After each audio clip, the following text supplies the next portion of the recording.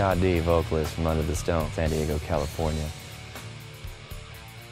Actually, it was through my work with Demos that I got involved with the whole Under the Stone camp, kind of doing the same thing. They asked me to come up and do a cover of The Haunted, and we got up there and we just rocked the fuck out of it, and we really enjoyed what it was we were doing. And people saw that there was something there. We got a lot of comments from people, you know, saying that I should be involved with them full time. They asked me to come up and be a full-time member, and it's really been no looking back from there. Punishment for honesty.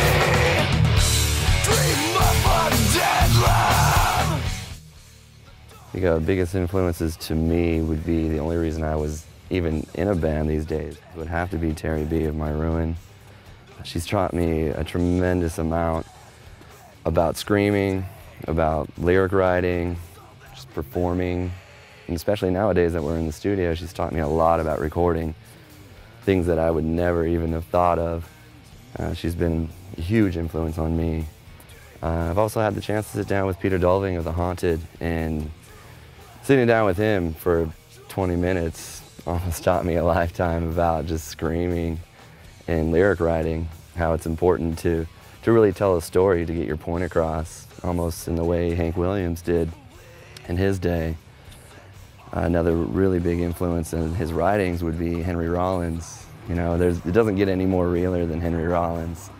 He lives it, and that's what it's important to be. You know, if you don't have it in your heart, then you'll fall through automatically. People will see right through it, and he's about as real as it gets. And that's really something that's rang true for me, at least, is that it's important to come from the heart and write about what it is you know and what you believe in. Because as long as you're doing that, you'll get people who do believe in it and believe in yourself, share the vision, share the dream.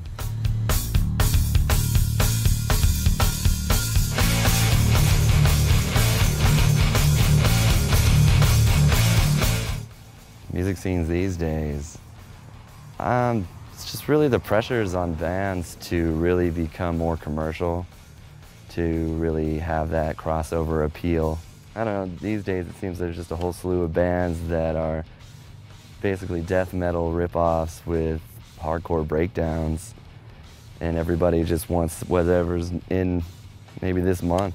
And they want to stay true to their scene or what it is they got into music for it at all these days. And you know, what's really the point of washing down your whole dream for a 1 month worth of popularity, just to have that crossover mass appeal for a certain group of people who are just going to grow out of that scene in a little bit anyways.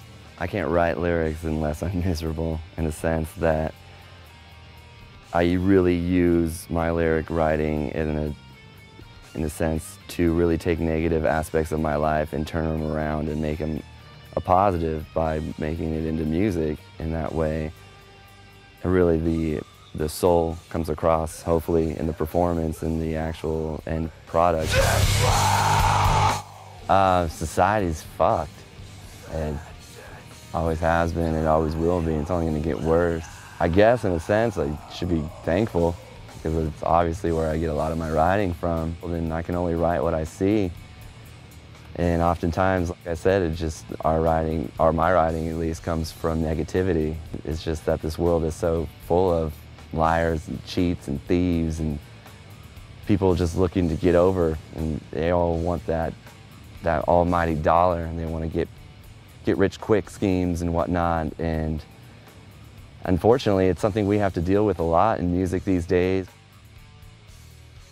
The founders of metal today would definitely be Metallica, Megadeth, Pantera, Slayer. I think those four are really important, but even going further back than that, of course, Black Sabbath, and even some, maybe people wouldn't associate them with metal, but Kiss, the Ramones, Black Flag, things of this nature would definitely influential to me, even, you know, Suicidal Tendencies. But I mean, as far as today's metal would be concerned, Machine Head, definitely the Swedish Sound, The Haunted, At the Gates, In Flames, great bands, even Dimmu Borgir.